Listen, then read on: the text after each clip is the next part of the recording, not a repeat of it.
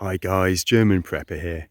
In general, I try to hold back from making too many videos on the day-to-day struggles and back and forth advances in the battle for Ukraine, but events there have over the last 3 days turned extreme. A huge Ukrainian counterattack is underway in the south along the Nikolaev-Kherson line of confrontation, which the Ukrainians hope to wrest back from Russian control. This is a massive gambit from the Ukrainians that so far has had some successes, but an awful cost in lives and equipment. The struggle continues and is only escalating day by day. This is now sure to be one of the critical battles of the war. According to the UK Ministry of Defence, or MOD, this is the situation. Ukrainian armoured forces have continued to attack Russia's southern group of forces on various axes in southern Ukraine since last Monday. Ukrainian formations have pushed the front line back, some distance in some places, mainly exploiting the weaker Russian defensive lines.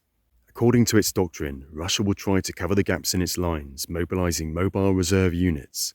The operational effectiveness of these units is not known. However, the 3rd Army Corps is very likely to be understaffed, and these military forces have limited training. Now from the other side, the Russian Ministry of Defense has stated this. The large-scale counterattack organized by the Ukrainian army on the territory of Nikolaev and Kherson regions was carried out with the participation of foreign mercenaries.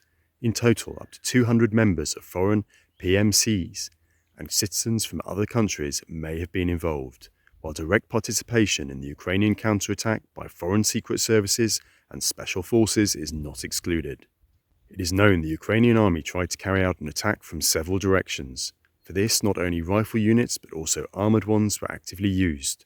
According to some data, additional air cover was also provided by artillery forces, mainly MLRS HIMARS. Guys, to give you some idea of the scale of the fighting, listen to these reported losses. They are horrific. So far, the Ukrainians are reported by the Russian Ministry of Defense in the first 2 days of fighting to have taken over 2,000 casualties, lost at least 63 Polish T-72M1 tanks, 59 infantry fighting vehicles, 48 other armoured fighting vehicles, 14 trucks with heavy machine guns, 2 Su-25, 1 Su-24, and 1 MiG-29 attack aircraft, and 3 Mi-8 helicopters. Obviously, these numbers are rising by the hour. Russian losses are unreported but surely significant given that they have ceded a number of settlements and significant areas to the Ukrainian advance. Ukrainian forces have in fact penetrated so deeply, reportedly to a depth of 30 to 40 kilometers, that some suspect a trap, drawing the Ukrainians in only for the Russians to open fire with artillery and their air force, potentially causing further massive material losses for Ukraine. Ukraine is throwing everything they have locally into this battle, with reserves being drawn out from Odessa.